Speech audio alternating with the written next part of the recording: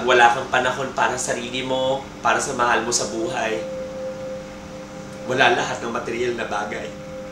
Kasi pag ginusto ng Diyos na balik na rin ang buhay mo, paikot, wala kang magagawa.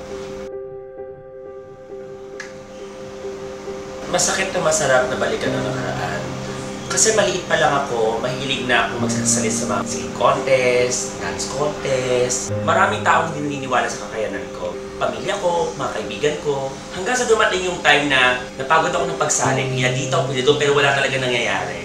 So sabi ko sa sarili ko, 10 years from now, magiging successful ako. Sa awa ng Diyos, binigyan ako ng pagkakataon. Doon ko nakilala ang mundo ng makeup. Ang dami ko nakikilala ng mga artista, nakakapag-makeup ako sa kung saan-saan. Hanggang sa isang araw, nag-isip akong umalis ng bansa. So napunta ko sa Singapore noon, mas okay kasi parang mas malaki kikitain ko. So nung nag-Singapore ako noong 2011, one day nawalan ako ng trabaho. Alam mo yung tipong nakapag-ipon ka na. Lahat nabili mo na eh. Racket ka ng racket. Tapos, nasa ibang bansa ka. Ginagawa mo yung para sa pamilya mo, para sa kapatid ko, para sa pamangkin ko na that time maliit pa lang. Malayo ako sa magulang ko. Sabi ko sa sarili ko, isang araw, gusto ko magkasama-sama kami. Pag-uwi ko ng Pilipinas, talagang walang natira sa akin. Hanggang naisip ko, gusto ko na magpakamatay. Nagpunta ako doon sa tulay. Sabi ko, kung wala na rin din mangyayari sa buhay ko, masubulit mong tapusin ko na lang, bahala na silang lahat. Kasi hindi mo mga kaibigan mo, walang tumutulong sa'yo eh. Hindi mo pamilya mo, hindi mo na matakbuhan, di ba? Tumingin ako sa langit. Sabi ko, Diyos ko, tawarin mo ako, pero talagang hindi ko na po kaya. Kayo na po bahala.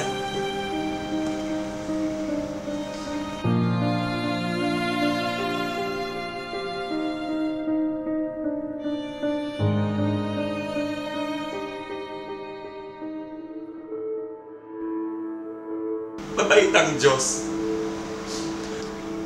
Same day, nakareceive ako ng tawag. Sabi sa akin, Bon, makakabalik ka na ng Singapore. Pinagbuti ko, bahal naman ko rin yung trabaho ko na yun kasi para bang second chance mo na yun eh. So you have to do everything, di ba? Okay naman ang lahat. Sabi ko lang sarili ko, kailangan yung kikitain ko dito may invest ko. Baka kasi mangyari na naman yung mawalan ako ng trabaho. There was one time, doon ko na-make up si Miss Aubrey Miles. Yun na pala ang simula nun.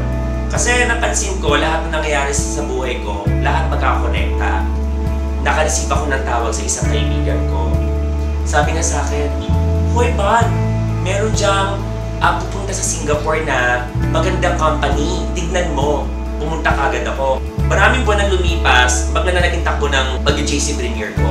I have to choose. Pinili ko ang JC Premier. Paano ko ba to ipapakilala sa market dito? So dumating ang pagkakataon na gumawa ako ng konsepto, isang runway competition. Doon nabuo ang Fame Runway Competition na ito ang magiging daan para makilala ang JC Premier sa Singapore. Nagpapasalamat ako sa JC Premier kasi nung mabuksan ng pagkakataon para sa akin, tama ang desisyon na ginawa ko. Kasi after 1 year, maraming pagbabago ang nangyari. Ito ang magiging hudyat, magiging daan para sa maraming Pilipino at sa maraming pa na nangangarap na gusto nilang matupad. I have my first free car incentive na U-Day Accent 2015.